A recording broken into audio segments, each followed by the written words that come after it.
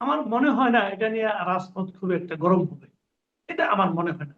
হয় না এই কারণে আমি অনেককে, বিশেষ করে এনসিপির কয়েকজন নেতাকে বলতে শুনেছি, এর মধ্যে আসিফ মাহমুদ সজীব ভুইয়া আছেন, উনিও বলেছেন যে 70% লোক গণভোটে ভোট দিয়েছে, হ্যাঁ ভোট দিয়েছে যে এই জুলাই সনদ বাস্তবায়ন হোক, এবং জুলাই সনদ বাস্তবায়নে কোনো ঝামেলা হলে পরে এই 70% লোক রাস্তায় নেমে আসবে। ভাই 70% না, দেখেন না 70টা লোক নামাতে পারেন কিনা। ভাই বাংলাদেশের মানুষের কাছে এটা কোনো ইস্যু না, কথাটা পরিষ্কার। ওই গণভোট যেটা হয়েছে, গণভোটের যথার্থতা নিয়ে আমারই সন্দেহ আছে। দেখেন জুলাই সনদের যে বিষয়গুলো ছিল, এগুলো অনেকগুলো বিষয়ের সঙ্গে আমি নিজেও একমত, আমি মনে করি এগুলো হওয়া উচিত, কিন্তু আবার অনেকগুলোর ব্যাপারে আমি দ্বিমত আছি। কাজে কিন্তু এটাকে গণভোট, এটা কিন্তু মাপকাঠি না। গণভোটটা কিভাবে হয়েছে এটা আমরা জানি, এই যে ওই আলাপ বাদ রাখেন। বিষয়টা হলো বিএনপি কি একবারও বলেছে যে আমি জুলাই সনদ বাস্তবায়ন করবো না? বলেনি তো। বিএনপি এটাও বলেছে যে আমরা জুলাই সনদ অক্ষরে অক্ষরে পালন করবো, অক্ষরে অক্ষরে বাস্তবায়ন করবো। তারা তো বলেছে, তাহলে অপেক্ষা করেন। এখন বাস্তবায়নের পদ্ধতিটা কি? বাস্তবায়নের মধ্যে কিছু সংবিধান সংশোধনের ব্যাপার আছে, যেগুলো নিয়ে গণভোট হয়েছে, ওটা কিন্তু সংবিধান সংশোধনের বিষয় ওখানে আছে। সংবিধান সংশোধনের জন্য বিএনপি মনে করছে যে সংবিধান সংশোধনের জন্য আমাদের এই সংবিধানই যথেষ্ট।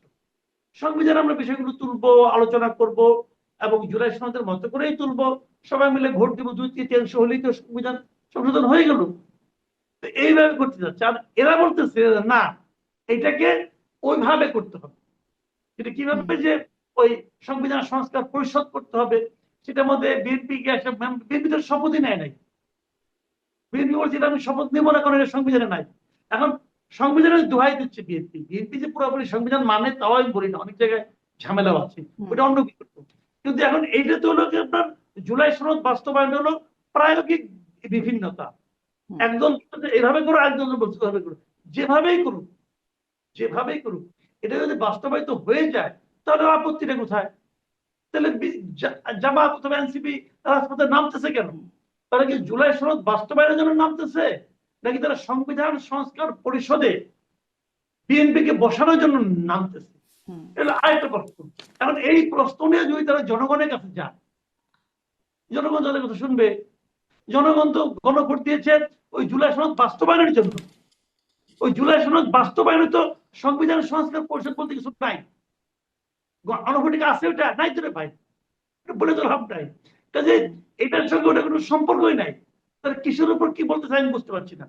তবে মূল যে কথাটা, সেটা হলো গিয়ে জুলাই সনদ বাস্তবায়ন হোক, সব ক্ষেত্রে হতে হবে তাও আমি মনে করি না।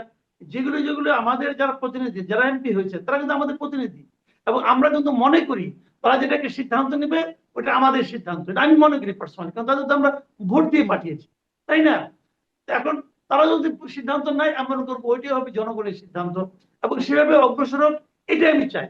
আর জামাত যেটা করতে যাচ্ছে, ঈদের পরে আন্দোলন করবে, দেখেন ঈদের পরে আন্দোলন একসময় বিএনপি করতে, কিন্তু ওই সময় বিএনপির সঙ্গে জামাত ছিল, ওইখান থেকে জামাত একটু শিখছিল।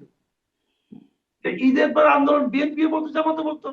এখন বিএনপি তো ঈদের পর আন্দোলন করে না, বিএনপি এখন ঈদের পরে সংসদে বসে। জামাত ওইটুকু ভুলতে পারে না যে এটা বলতে হয়, বলতেছে ঈদ হয়ে গেছে, ঈদের পরও চলছে, তারপর তারা আন্দোলন করবে বলে আমরা আশা করতে থাকি। আশা করুক, ওনারা করুক আন্দোলন, আন্দোলন করে ঈদের পরে আন্দোলন, এই ঈদ যাচ্ছে, আলহামদুলিল্লাহ। সামনে আরো ঈদ আছে, মানে ঈদের পরে হ্যাঁ, আন্দোলন, সেই বক্তব্যটা আমাদের দেশে চলতেই থাকবে কিনা? ডাক্তার আব্দুল নূর তোষা, আপনার কাছে মানে শেষ করব, আমাদের সময় শেষ হয়ে এসেছে, শেষ বক্তব্য আপনার কাছে। ঈদের পরে কি মনে হয়, রাজনীতি কি রাজপথে গড়াবে, নাকি সংসদে আসলে আগামীকালের বৈঠক থেকে সামনের বৈঠকগুলোতে সমাধান হবে? কতটুকু সমাধান হবে আর কতটুকু ঝুলে থাকবে, আপনার কি বিশ্লেষণ?